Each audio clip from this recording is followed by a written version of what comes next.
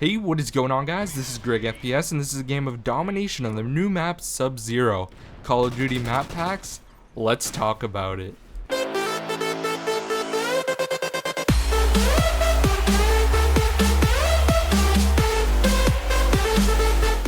Alright guys, it's no secret that Call of Duty Ghosts has a really bad reputation. Obviously, it's not the best Call of Duty ever made, and things like IEDs and guard dogs pretty much make the game broken and unplayable. But at the same time, Call of Duty Ghosts did a very good job of bringing in the map packs. Now, map packs are the main way that the publisher Activision is making its money in return for its game. Now, honestly, Call of Duty Ghosts is not the worst Call of Duty ever made, in my opinion. Call of Duty 3 was just absolute garbage, and every other Call of Duty is better than this one besides that one, but that is still besides the point, guys. Anyways, I wanted to talk about why DLC is so important, but why they actually make it so good in every single Call of Duty. DLC gets them money. If you think about it, someone buys a game for $50 and then they buy all the DLCs for, let's say, $50. Now, Call of Duty is practically making its money back again. That is almost 100% profit again in a game that they spend time on, but not as much. Things like Call of Duty Modern Warfare 2. Pretty much Activision put out the DLC, but the game was good enough that you didn't need to really fix much. There was obviously things like noob tubes and things like that that really made the game a problem, I guess you could say, for the players and really frustrated people. But now when I go back on that game and touch the DLC, there's really no major problems that I'm not already aware of. But when you cause problems to develop and continue to develop and don't fix them repeatedly on and on, and then make DLC to actually play along with those problems, what are you doing with your game? Because obviously you want people to buy the DLC. There's no secret there. You put up these huge campaigns, you have people fly out to your studio to play the game, big people, which I want to do in the future, just throwing that out there. But also you have these commercials with people like Fwiz announcing them. You get all the major trailers out for a Call of Duty game at Gamescom, which is going to be Advanced Warfare on Monday, and you do all these things to really promote your game, and I'm okay with that. I'm the consumer. I want to see what this game is going to be like in the best way possible. So obviously if you make a good trailer good, I'm going to check it out. But at the same time, guys, Call of Duty Ghosts is broken. You can't make DLC good in a broken game. And that's really what I wanted to get into in this commentary overall. Now, obviously, Call of Duty Ghosts has problems. I've said this multiple times already in this video. But when you don't take out IEDs, fix the guard dog, and things like that, like I said before, things continue to develop. But now I want to talk about the good things. Call of Duty Ghosts DLC is awesome. They were able to bring back some maps that everyone loves. Favela, Scrapyard, Shipment, Dome. Some of the maps are just great, and everyone loves those maps. Those are probably in my top 10, all those maps, of my favorite maps in Call of Duty history.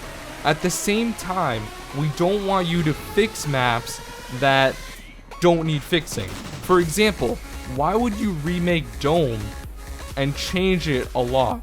Why would you remake Scrapyard and change it a lot?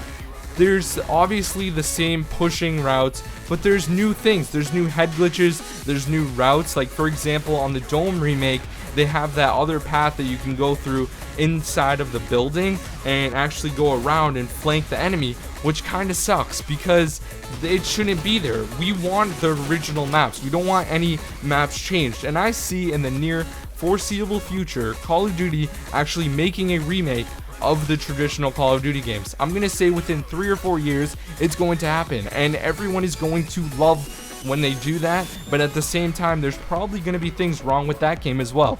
Let's be honest, there's nothing ever perfect with a Call of Duty game. There's so many people playing the game, and there's so many critics, and one person is bound to be having a bad time, whether it's their internet connection or their system is really old and it overheats all the time. Various things like that is what actually can break or make a game, and unfortunately it can't be perfect for every single person.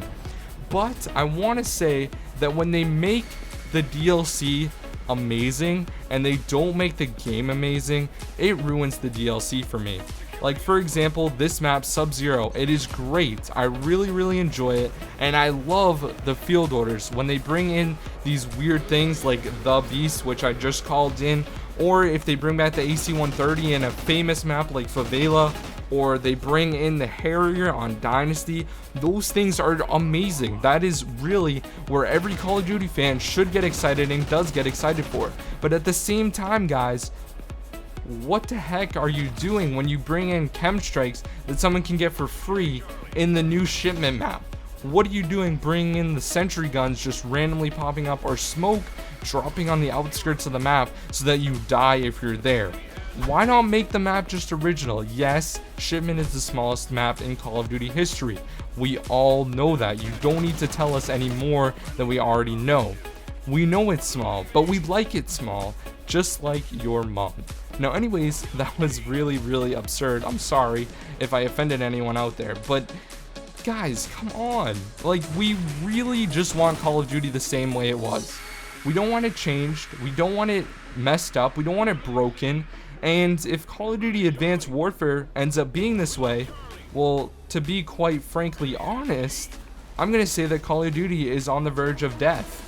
It's like your sick parents on the deathbed when they have cancer.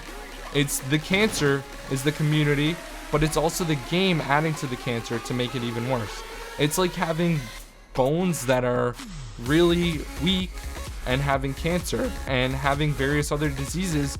They just don't get better. And what you need to do is actually make them better and better by giving them medicine.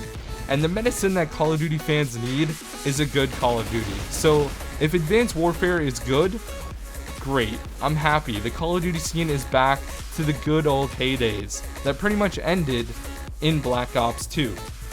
Now, I'm not saying that every other game has been perfect. Modern Warfare 3 had problems, MW2 had massive problems, but MW2 is still my favorite Call of Duty because we get used to the problems. But when you keep putting in IEDs or kill streaks that completely suck, we don't get used to that. We shouldn't have to get used to that. We shouldn't have to get used to the random crap that goes on within the community, like people exploiting these things. Now, overall, Call of Duty Ghosts did a good job with DLC. I really like the field orders, and the Nemesis Map Pack is actually the best map pack that Call of Duty Ghosts has made. Overall, I'm not saying that Call of Duty Ghosts is a bad game, because it has its fun moments. At other times, it's frustrating moments and I want to break my controller in half. But overall, Call of Duty is my favorite series of games, and I will continue to buy them. But I really want a good one this time. So what do you say, Sledgehammer? Let's mix it up. Let's remove the broken things that everyone hates, and let's make a good Call of Duty. Thanks for watching, guys. This has been GregFPS, and I will see you guys later. Peace out.